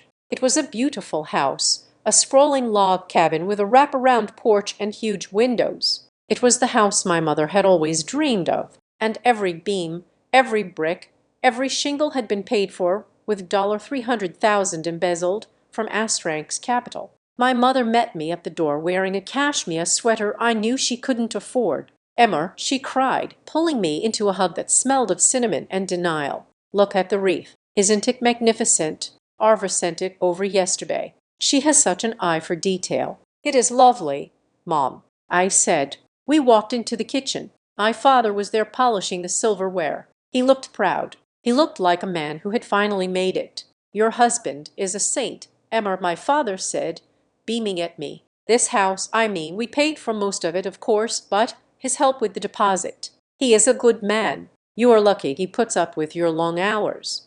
I gripped the edge of the granite counter. "He didn't pay for it. Dad, he stole it. And he put your name on the deed so you would go to jail if you ever turned on him. He is certainly full of surprises," I said tight-lipped.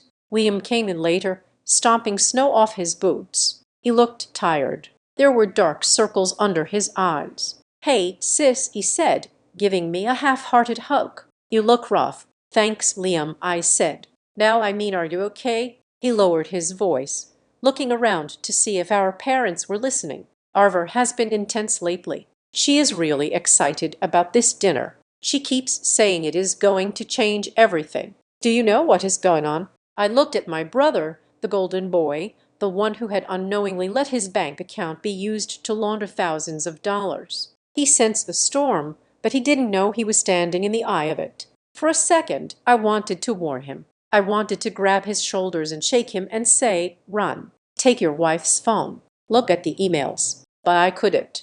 Liam was weak. If I told him, he would panic. He would go to Arva. He would blow the element of surprise. And I needed the surprise. I think she just loves Christmas, Liam. I've lied. You know how she is. Yeah, Liam muttered, rubbing his neck. I guess. Hey, if things get weird tonight, with Daniel being Daniel, just know I got your back, okay? I looked at him, and my heart broke a little. He thought he had my back. He didn't realize that in 48 hours he would be choosing between his wife and his sister, and the choice would shatter him. Thanks, Liam, I said. I will be fine. The night before the dinner, I sat in my home office one last time. I scanned every document again. The DNA test, the embezzlement flowchart, the bank statements, the internal emails from Arthur Blake. I created a zip folder titled Christmas Eve Package. Then I opened my email client. I composed a new message to Arthur Blake Astrian ex-Boardcom CC Meyer Brooks Law, NYC Herald King Investigations Net, SEC Whistleblower Gov Subject Urgent Financial Irregularities and CEO Misconduct Astrian's Capital. Dear Arthur, if you are reading this, it means I have presented the physical evidence to you. In attached is the digital trail of the embezzlement scheme involving Daniel Carter, Maple Crown Holdings, and Silverline Vista LLC. Also attached is proof of the fraudulent real estate transaction involving 42 Oak Creek Drive. The physical copies are in your possession. Do what needs to be done. Sincerely, Emmer Johnson. I did not hit send. I clicked on the clock icon. Schedule send. I set the time for December 24th, 8:15 in the evening. That was the time we would be sitting down for the main course. That was the time Arva planned to make her announcement. If for some reason I chickened out, if for some reason Daniel stopped me, if for some reason I couldn't hand over the physical envelope, the email would go out anyway. It was a dead man's switch. Once that clock struck 8:15, Daniel's career was over. Regardless of what happened at the dinner table, I closed the laptop. Christmas Eve arrived with a vengeance. The sky was a bruised purple, heavy with unfallen snow. The wind rattled the windows of our penthouse. I dressed slowly. I chose a dress that was simple, dark green velvet. It was high-necked, long-sleeved. It was armor. I did my makeup differently that night. I covered the dark circles. I put on a sharp-winged eyeliner. I painted my lips a deep blood red. I wasn't playing the victim anymore. Tonight, I was the executioner. Daniel was already downstairs waiting in the car. He was pacing by the door when I came down. He looked impatient. Finally, he said, "We are going to be late." Arthur hates lateness. He stopped when he saw me. He blinked. "You look different." I cleaned up. I said simply. I walked past him to the car. I carried nothing but my coat and my handbag. The handbag felt heavy on my shoulder. It contained 2 envelopes, one for Daniel, one for Arthur. The drive to Hawthorne Ridge was silent. Daniel was texting furiously. Arthur, no doubt. When we pulled up to the house, the windows were glowing with warm yellow light. I could see the silhouette of the Christmas tree. I could see my parents moving around inside, happy, oblivious. I stepped out of the car. The cold air hit my face like a slap. It woke up every nerve ending in my body. I looked at the house. I looked at the stage where my life was about to be dismantled. Daniel walked around the car and stood next to me. He adjusted his cufflinks. He took a deep breath, putting on his charming CEO mask. "Ready?" he asked. "Let's get this over with." He had no idea. "Yes," I said, and for the first time in months, my smile was genuine. It was terrifyingly genuine. "Let's get this over with."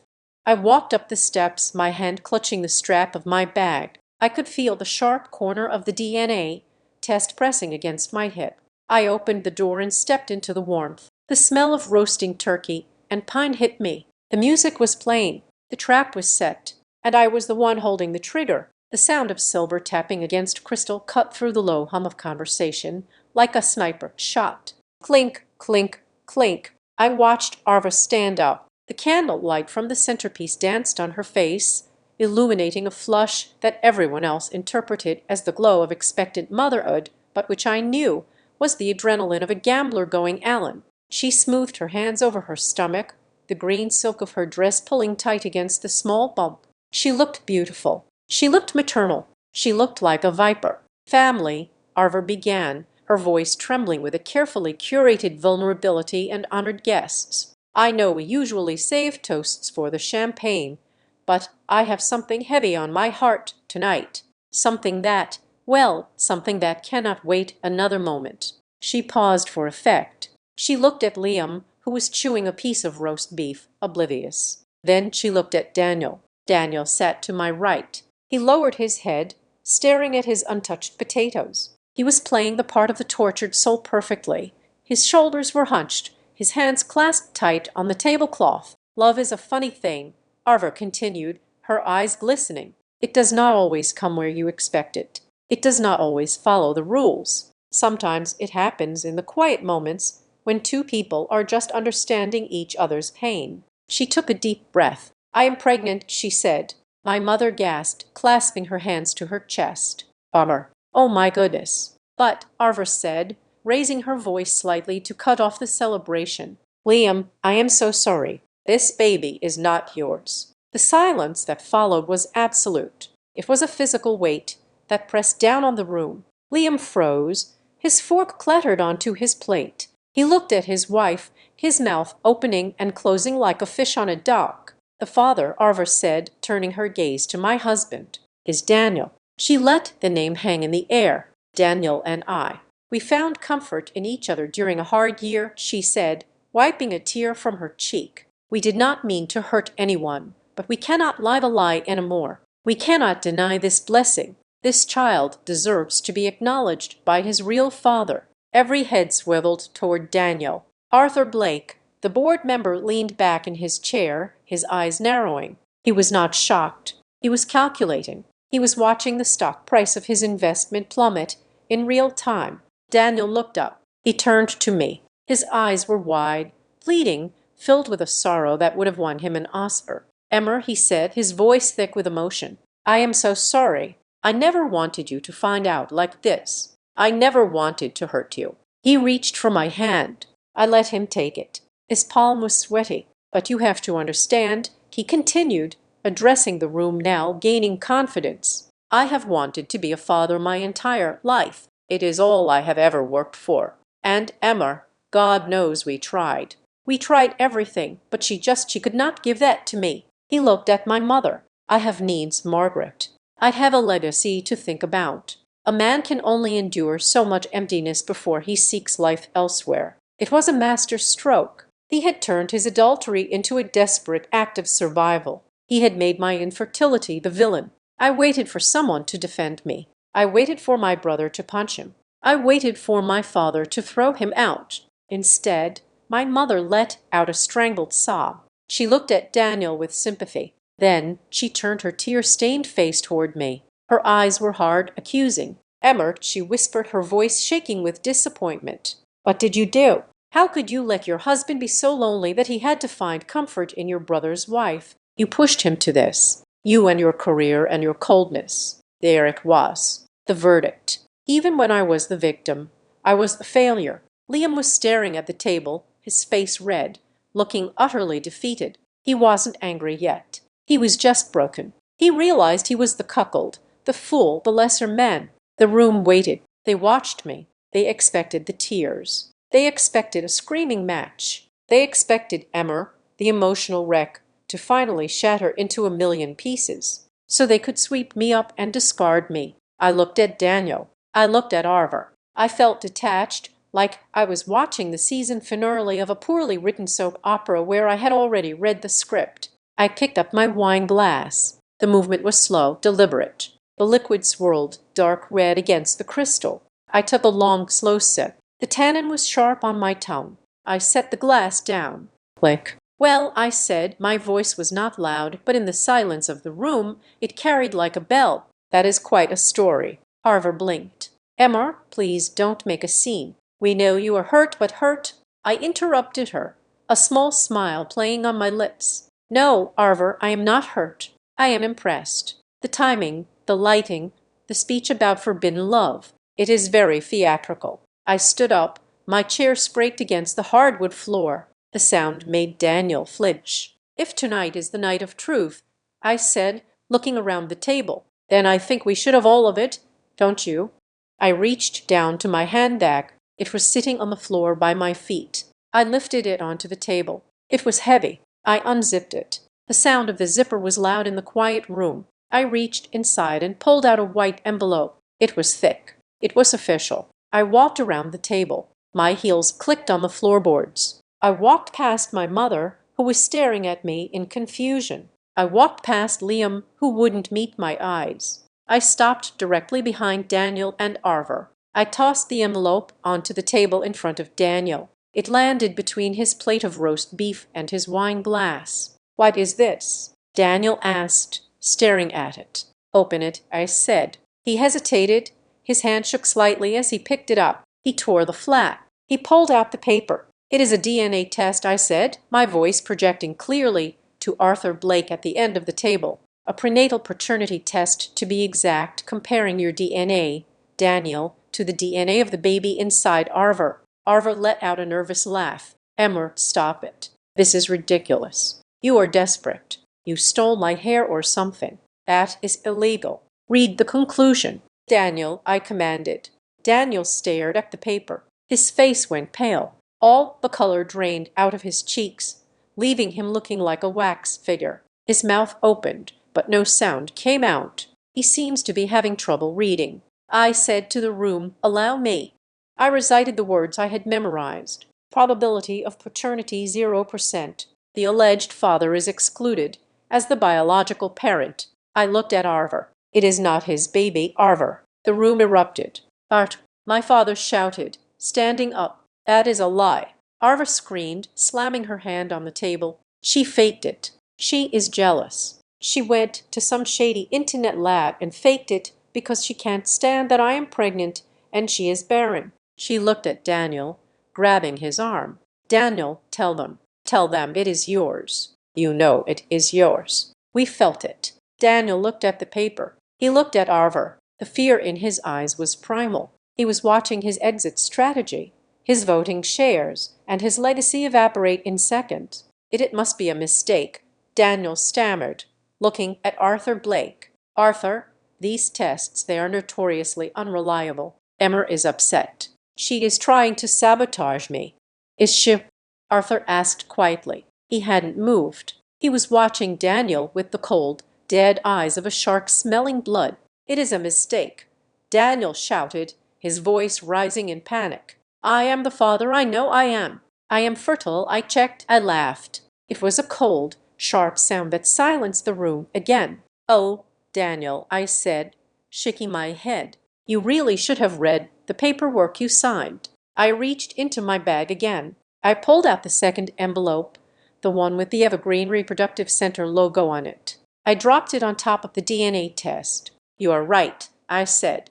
"The DNA test could be wrong. Labs make mistakes. But this," I pointed to the second document. "This is your medical file from 14 months ago. The one you signed a release for. The one you told me said you were exceptional." Daniel stared at the envelope. He knew what was inside. He recoiled from it as if it were a venomous snake. "Don't," he whispered. "Emmer, don't read it," I said. He didn't move. So I leaned over his shoulder, close enough to smell his expensive cologne, close enough to whisper in his ear. "It says eospermia," I said, loud enough for everyone to hear. "0 sperm count. You are sterile, Daniel. Medically, biologically, irrevocably sterile." I straightened up and looked at the family. He knew. I told them. He has known for over a year. He let me take the injections. He let me cry in the bathroom. He let you all look at me like I was broken. But he knew the whole time that he couldn't father a child. I looked at Arver. Her face was gray. Her hand had fallen off her stomach. So I said, my voice cheerful and deadly, "If Daniel is sterile and you are pregnant, I think the real question we should be asking tonight isn't why I am such a terrible wife. It is whose baby are you actually carrying, Arver?" Liam stood up slowly. He looked at his wife. He looked at his brother-in-law. The realization hit him like a physical blow. "Imir," Liam asked Daniel, his voice breaking. "You knew you couldn't have kids, and you still let her say it was yours." "It is a lie," Arver shrieked, standing up. "She is lying. Both of them are lying." But nobody was looking at Arver. They were looking at Daniel. Daniel looked at Arthur Blake.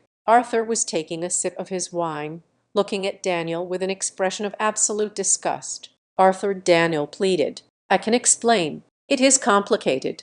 It is a medical anomaly. I was going to get treatment." "You are a liar, Daniel," I said, "and you are a thief." I checked my watch. It was 8:16. "Oh," I said, "I almost forgot. I sent an email to the entire board of directors 1 minute ago." Daniel's head snapped toward me. "You did what?" "I sent them the DNA test," I said, "and the sterility report, and the bank records from Maple Crown Holdings and Silverline Vista." I saw the recognition in his eyes. He knew those names. "You embezzled corporate funds to pay for your mistress and to buy this house," I said, gesturing to the beautiful timber walls around us, "and now the SEC knows, the board knows, and the FBI will probably know by tomorrow morning."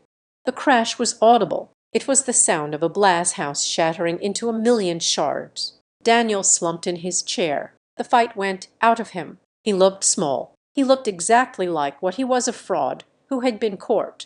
My mother was sobbing now, a high, keen sound of despair. She was looking around her dream house, realizing it was a crime scene. I picked up my purse. I slung it over my shoulder. "Merry Christmas," I said, and then I turned my back on them. I watched the second envelope land on the tablecloth with a soft thud.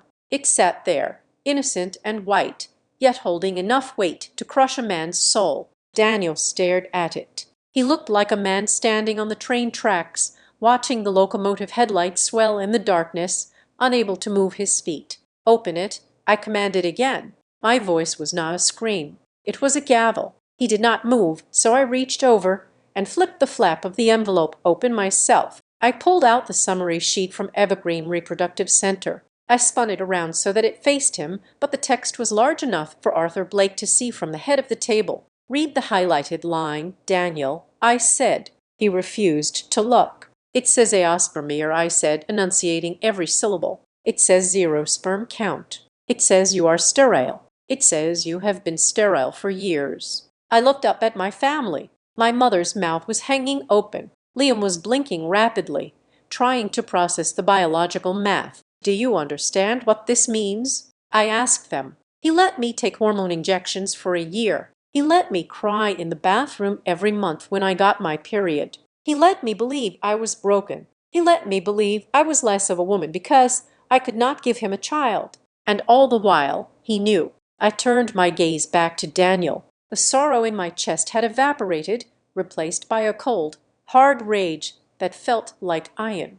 "You knew you could not have children," I said to him, "but you needed an heir to unlock your voting shares in the company trust. You needed a son to secure your position as CEO. So you found a willing accomplice. You found Arthur." I gestured to my sister-in-law, who was gripping the edge of the table so hard her knuckles were white.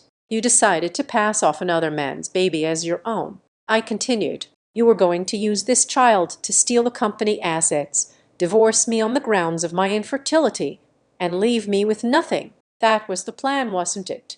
"That is a lie," Arthur shrieked. Her voice was high and thin, bordering on hysteria. "The lab is wrong. Labs make mistakes all the time. You bribed them. Emmer, you are sick." I looked at her with pity. She was still trying to play the game, not realizing the board had been flipped over 5 minutes ago. "If the lab is wrong, Arthur," I said calmly, "then Daniel can sue them. He can march right down there and give another sample, but I don't think he will." I paused, letting the silence stretch. "And he can also try to explain to the board of directors at Astrian X Capital where the $300,000 went," I added.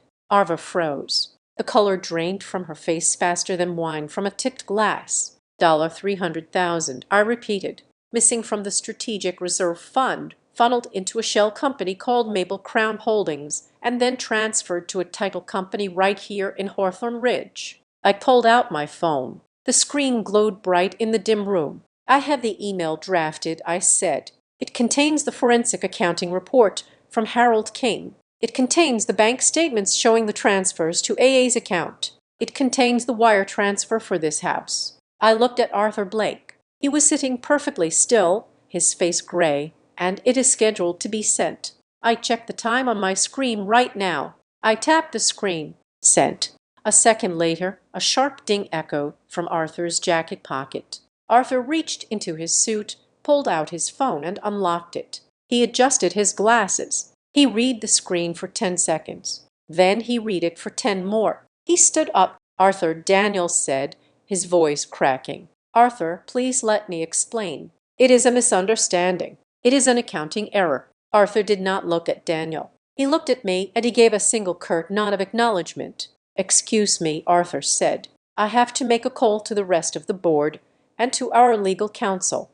He walked out of the room. The sound of his footsteps retreating down the hallway sounded like nails in a coffin. Daniel slumped in his chair. He buried his face in his hands. It was over. The career he had built on charisma and lies was gone. Liam stood up. He looked at the paperwork on the table. He looked at the bank statements I had slid across the mahogany. He saw the name Silverline Vista LLC. "You used me," Liam whispered. He turned to Arthur. "You put my name on a shell company. You made me an accomplice to embezzlement." Arthur did not answer. She was staring at the wall, catatonic. "And the baby," Liam said, his voice rising. "If it is not Daniel's and you were sleeping with him, but he is sterile." He looked at her stomach with horror. "Whose is it, Arthur?" Liam shouted. "Whose baby is inside you?" The question hung in the air, heavy and unanswered. It stripped away the last layer of the happy family facade. Was it a random stranger? Was it an old boyfriend? It didn't matter. What mattered was that everyone in that room had been played. My mother, Margaret, started to cry. It wasn't a soft cry. It was a wail. She was looking at the beautiful timber beams of the ceiling, finally understanding what I had said about the $300,000. The house, she sobbed. "Amor, the house. It was bought with stolen funds." "Mom," I said, my voice devoid of sympathy, "I have sent the evidence to the authorities. The deed is in your name. You accepted a gift that was the proceeds of a crime. When the forensic accountants get here, they are going to seize it. You won't just lose the house. You are going to be answering questions from federal prosecutors about why you thought a CEO would give you a mansion for free." She looked at me with terror. Her dream retirement, her status in the neighborhood, her comfort. It was all dissolving into smoke. "You did this." Daniel suddenly roared. He jumped up from his chair, knocking it backward. It crashed onto the floor. He pointed a shaking finger at me. His face was twisted into a mask of pure ugly hatred. "You ruined my life," he screamed, spit flying from his lips. "You vindictive, jealous, barren witch. You destroyed everything. Are you happy now? You burned it all down." I stood my ground. I did not flinch. I did not step back. "No, Daniel," I said. My voice was quiet, but it silenced his screaming. "I did not do this. You did. You cheated. You stole. You lied. You used my family as pawns. You tried to frame me as unstable to save your own skin." I picked up my handbag from the table. "I didn't destroy your life," I told him. "I just pulled up the curtain so everyone could see the play you were acting in." Just then the doorbell rang. It was a cheerful sound. Ding-dong, a sound that usually meant carolers or neighbors bearing fruitcakes, but nobody moved. The silence in the room was suffocating. "I will get it," I said. I walked to the front door. I opened it. Standing on the porch were not carolers. There were two men in dark trench coats, snowflakes melting on their shoulders. Behind them, a sedan idled with its lights off. "Mrs. Carter?" the tall one asked. He held up a badge. "Detectives Miller and Kowalski, Financial Crimes Division. We received an urgent call from an attorney representing Astrian X-Capital regarding immediate flight, risks, and asset dissipation. Is your husband home?" I stepped aside. "He is in the dining room," I said. "He is just finishing his dinner." The detectives walked past me. I did not follow them back into the dining room. I stayed by the door. I heard the deep voices of the officers. I heard Daniel start to shout. Then the sound of a chair scraping, and then the distinct metallic click of handcuffs. I heard Arthur scream, a sound of pure despair. I heard my mother sobbing louder. I put on my coat. I buttoned it up to my chin. I wrapped my scarf around my neck. Liam walked out into the hallway. He looked shattered. He looked 10 years older than he had that morning. He looked at the detectives escorting Daniel out. Then he looked at me. "Emmer," he said, his voice broken. I didn't know. I know you didn't, Liam, I said. But you were happy enough to take the money without asking where it came from. You were happy enough to let them humiliate me as long as you got to be the golden boy. I opened the front door. The wind howled, rushing into the warm house, carrying snow with it. From now on, I said, looking at my brother, you are all on your own. You have to clean up your own messes. I am done being the janitor for this family. I stepped out onto the porch. The cold was biting, but it felt clean. It felt like purification. I walked down the steps to the driveway. The snow was crunching under my boots. The detectives were putting Daniel into the back of the sedan. He saw me. He pressed his face against the glass, his eyes wide and desperate, shouting something I couldn't hear. I didn't stop. I didn't look back. Further down the road, a police cruiser was approaching, its red and blue lights flashing silently in the night, reflecting off the pristine white snow like distorted fireworks. It was a beautiful, chaotic light show. I clutched my bag tight against my side. Inside was the DNA test, the truth. I walked toward my car, alone in the dark, breathing in the icy air. For the first time in my life, I had no husband, no family, and no plan for tomorrow. But as I looked up at the winter sky, I realized I had something much better. I was free. Thank you so much for listening to this story of betrayal and justice. I would love to know where you are tuning in from. So, please drop your city or country in the comments below so we can see how far Emmer's story has traveled. If you enjoyed seeing the truth come to light, please make sure to subscribe to Azad Revenge Stories, like this video, and hit that like button to help this story reach even more people. See you in the next storm.